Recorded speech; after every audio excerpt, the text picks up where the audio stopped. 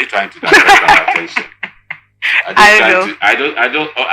I'm still trying to wrap my head around what is happening in those states. We have a constitution that we follow. We have a constitution that guides everything being done in government. Why do we keep pushing this constitution aside to listen to the words of people? Now, for a while, we've been talking about those states, the quagmire going on, thinking, okay, it is just between the governor and the deputy. But so far, it appears that the news said the gladiators in the state, gladiators, have gone to Mr. President to hold a meeting, and Mr. President said, maintain status quo. But here, someone is also bringing an allegation that the signatures being purportedly given out as the governor's signature are not the same, they are forged. Is it not possible to forge a governor's signature? Is it such a difficult thing? Is it aeronautics, space science, or is it something unimaginable? Why would the governor's signature be first forged in the first place? I keep telling us that when you see precedents will only give rise to occurrences that are not in line with what the constitution or the normal ethics should be. We had a precedence in taking us back a little. We had a precedence in Yaradua, the late Yaradua, and we saw that files and notes were being taken out of this country. We will pay as a nation to fly out files, that these files will have to be signed by Mr. President and brought in back into this nation. With all the hues and cries, we know how that event went. We had Buhari who came into power, and we spent over 100 and something days outside the shores of this country as, what's it called, in the hospital bed. And we found that our files were still leaving this country and coming back. Everything we are saying now is always going to end on the altar of alleged. Because at the end of the day, the system is so balkanized that at the end of the day, to be that this information is now so bogus, like it's rocket science, we cannot even access them.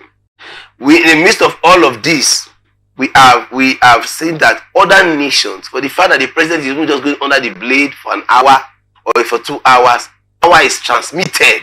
And systems are functioning effortlessly. Things are working like an organized place.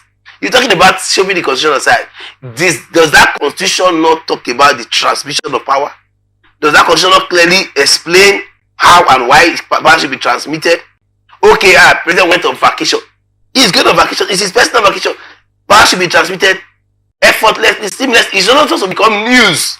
It's not supposed to become an issue for us to debate. How much more when somebody is incapacitated or somebody is seriously sick? Then we play politics with everything. You can imagine the embarrassment. The president had to come for the meeting, and in that same meeting, the president said status quo should remain. A governor that is not available. I love him passionately. He's a very fine gentleman. I love his eloquence. Now he's not available to carry out his activities. This goes to tell you, I tell you, presidents, this goes to tell you why we saw the charade of a screening process. Somebody collapses when he's just been asked, what is your name and what do you do? And upon the collapse, why is in hospital? He has been cleared to become a minister. Otherwise, we don't even know. Mental capacity, we don't know. Educational structure. We saw people who went to school before they were born and clearly embarrassing themselves on national television, but they were all cleared. This is the kind of team that the president has considered worthwhile to put together at a time for Nigeria as such, with all the brains of Nigerians, making other nations of the world what they ought to be. In the midst of all of this, what we are doing, like fella we say, party government handshakes. Now we're talking about trying to divert attention. The tension in Ondo State is obviously staring us in the face.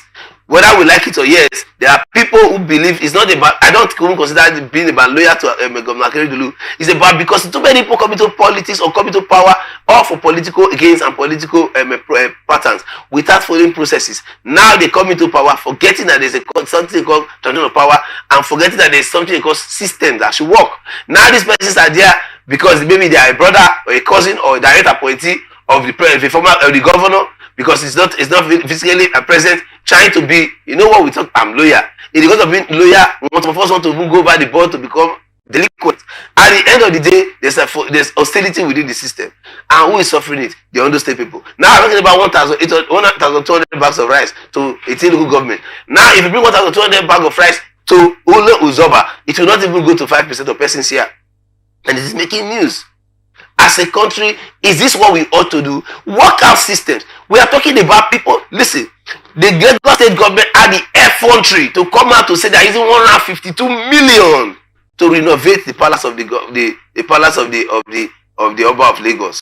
152 million. They talked about over 700 something million for some items in the government house. Listen, no government in Nigeria today is thinking of partnering with any multinational or foreign investor to see how we can create a company where we begin to produce something with our vast natural resources in this country.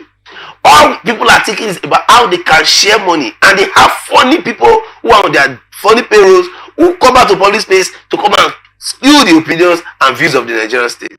And we are playing with all of this. There, as the Holy Scripture will say, surely there is an end. And we might be playing with it today we have been hearing things. But when that time comes, or when that day occurs, you realize that whether you accept it or yes, something that is drastic is what awaits the nation with this kind of pattern we are following in the name of governance.